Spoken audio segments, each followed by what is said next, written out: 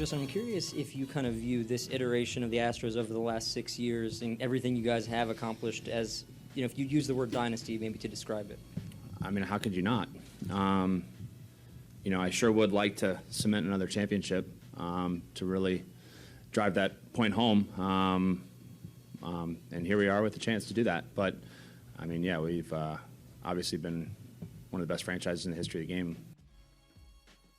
Does that not get you pumped up for the World Series, which start tonight? You'll be able to hear them right here, ESPN 97.5 and 92.5. What is going on, people? Happy World Series Friday. I am Paul Gallant. We got Sean Mapes behind the glass. He's wearing his Astros hat. I got to say, I'm really excited right now. Going yesterday to Media Day before the World Series was one thing. But today, hanging out on Fox 26 with my guy Nate Griffin, with Patrick Creighton from Late Hits, with Ralph Cooper, and just being in the stadium completely empty, looking across the field as they are driving a steamroller over the diamond to flatten things out. They got people going and trimming that grass down to where it needs to be. I got goosebumps. I'm so spoiled, first off, to have this job. Second, to be covering a team that, as you just heard Justin Verlander say, has been a dynasty. Maybe not the dynasty that we all would have liked. Of course, we would like this team to be going for a fourth victory in a World Series. Right now, they are going for their second. But this has been just so fun. And I can't wait for this thing to get started tonight. Sean Mapes behind the glass. You got your Astros hat on. You're looking like Lance McCullers. How are you feeling today?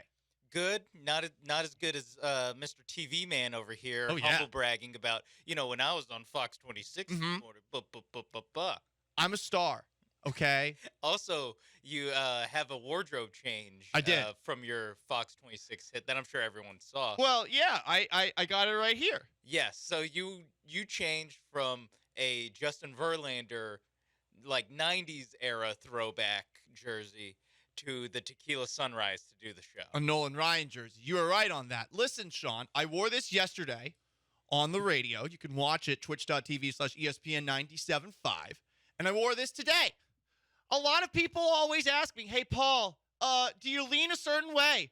Are you perhaps gay? Are you metrosexual? Whatever.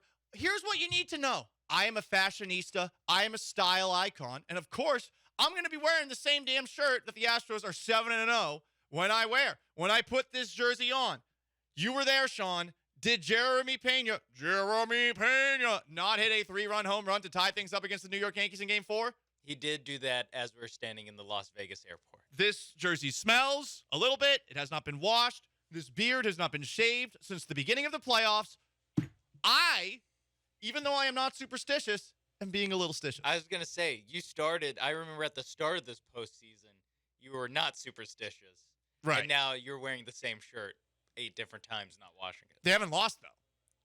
They haven't lost. So you're superstitious. I guess. I am a little stitious. It is fun to, I will say about the superstitious folks, it is fun to feel like you're doing your part by wearing your jersey or not shaving. It's the butterfly effect. You could spin it in your head like that. Oh, one little thing that I do affects the entire rest of the world. It doesn't, but you can think that to yourself, and it feels great. Guys, the reason I'm so excited, it's not just because there's a World Series in town. It's because I have covered something historic that I have 100% embraced and jumped on the bandwagon of, and I don't give a damn about all the cheating allegations. A World Series title would officially catapult this stretch past what the Houston Rockets did back in the mid-90s with the back-to-back titles. They're already past the University of Houston Hoops team with what they did with those 3 Final Four appearances in a row. And they would catapult themselves into national sports history with an asterisk. Who cares? Mother bleep. The greatest runs in baseball history of late, and we're talking about APG, because BPG never happened. Before I was born on April 11th, 1989, I'm not sure that any of that's actually real. You can't prove that to me. But what you can prove is that post-Paul Gallant, there have only been 2 runs in baseball history that are comparable to that of the Houston Astros. Maybe you want to say 3. the San Francisco Giants winning 3 World Series, 2010, 2012, 2014. But it's the Yankees winning 4 World Series, 96, 98, 2000, going back to the World Series in 2001, 2003. That was a damn good run. But do you remember this run? And I just want to go through it because it is so damn dominant. And maybe you don't remember the team off the top of your head. Maybe you're someone like my age who became really sports conscious when he was 6, 7, circa 1995, 1996. 1991, this team won the National League West. They were the National League champs. They lost the World Series in 7 games to the Twins. 1992, they won the National League West. They were National League champs. They lost the World Series in 6 games to the Blue Jays. 1993, they were the NL West champs. They lost in the NLCS in 6 to the Philadelphia Phillies. 1994 didn't happen because there was a strike. There was no postseason. 1995, NL East champs won the World Series in 6 over the Indians. 1996, NL East champs lost to the World Series in 6 to the New York Yankees. 1997, the NL East champs lost in the National League Championship Series in 6 to the Marlins. 1998, National League East champs lost the National League Championship Series in 6 games to the Padres. 1999, National League East champs lost in the World Series in 4 to the New York Yankees. 2000, National League East champs lost in the divisional series in 3 to the Cardinals. The only time over this stretch they did not make it to the championship series, which we consider to be here in Houston, the first round of the playoffs. 2001, National League East champs lost in the NLCS in 5 to the Diamondbacks. 10 seasons, 10 division titles, 9 NLCS appearances, 5 pennants, 1 World Series. Do you remember who did that? Now, some of you did. Of course, if you were watching the Astros growing up, you saw them play against the Atlanta Braves a lot, especially when it was the National League West. And of course, even in the National League East, the Braves dispatched the Astros a couple of times. But say you're not from Houston, you're not from Atlanta. How many people legitimately remember how awesome a run that was?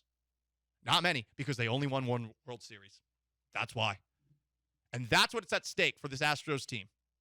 I got to say, going to Media Day yesterday, they seem really focused because I was asking multiple players, Justin Verlander, Jose Altuve, Alex Bregman, and Jeremy Pena, all of whom you will hear interviews I did with today on today's show.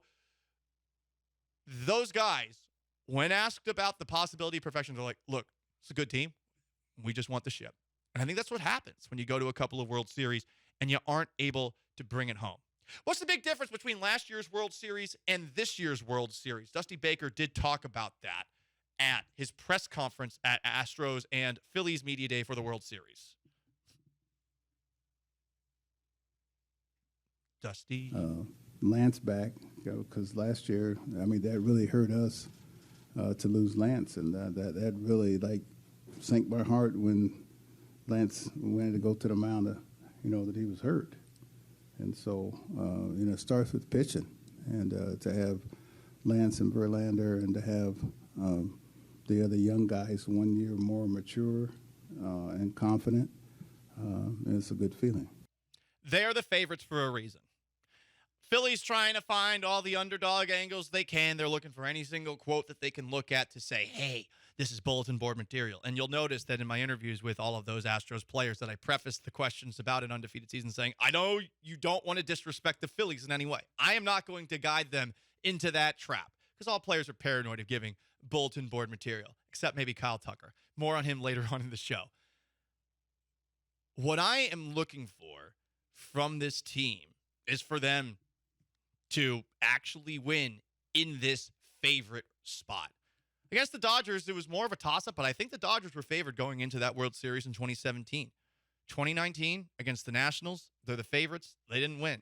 Last year against the Braves, they're the favorites. They didn't win. There's no excuse. They should be the favorites in this series, especially with Lance McCullers back, especially with Justin Verlander back. No matter what Justin Verlander's postseason numbers are, and in particular World Series numbers are, which are a doozy. You'll hear of what they are in the next segment. But let's go to the phones on the most interactive sports talk show in Houston, 713-780-3776. We've got Richard calling the HRNP listener line. Richard, what's up?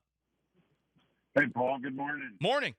So first, I called about the baseball and superstitions and your jersey, but I just want to say, like those previous Astros World Series teams, they might have been picked the favorite, but it just felt like with those teams, they were punching to the target of the World Series, whereas this team, the energy just feels so completely different that they are punching through this target, that But their focus, their talk, their rhetoric, since they got the season going, as to get to the end and get that chip. And there's just something, that confidence. And I don't know if it's having Verlander back, having McCullers back. You're right, I Richard. don't know if it's I sensed it. Bomber's breathing technique. Yeah, it could be as simple as that. I sensed it yesterday. Just walking around and talking to all these guys, there is a focus to them, and it excites me. It really does. Anyway, you had a take on superstition as well, Richard. Well, yeah. So the superstition. So I used to have the superstition. I'm not superstitious. I don't believe in superstition. I don't believe in ghosts. But first off, you can't prove to me that your jersey isn't actually helping the team. There's no evidence that it's not. That is true. I won't drink a beer that's not brewed in Houston during the World Series. Huh. So I don't really think I'm helping the team. I even bought a bottle of wine last night that had the Houston Astros logo on it. Not that I think it's going to help. And I won't watch the game with my elderly mother who's spending her final days in our house, who's a major Astros fan. I won't watch in the same room with her because I watched them lose the previous 2 World Series. But I'm not superstitious. There's just something You're about totally baseball not. that brings this out. What beer are you getting for tonight's game? Tonight it's going to be St. Arnold's Double Down. Hell yeah. Okay. I like that too. Doubling down. I like it because you got to get number 2. Richard, appreciate the phone call. Look, I relate. Not that my mother was on her way out, and our best wishes to Richard's mother there, but there once was, you remember the Tuck Rule game? The Patriots and the Raiders back in the 2002 playoffs? The Patriots, things were not going so well, and I just started shrieking at my mom, like, you need to get out. You need to get out. And she's like, you can't talk to me like that. And I was like, you could ground me or whatever. Just get out, okay? Just let me watch this by myself. Things were going good until you came in here. And she did. Also, she didn't punish me. I feel like I got it very easy on that front. I was a bad son at times. I love you, Mom.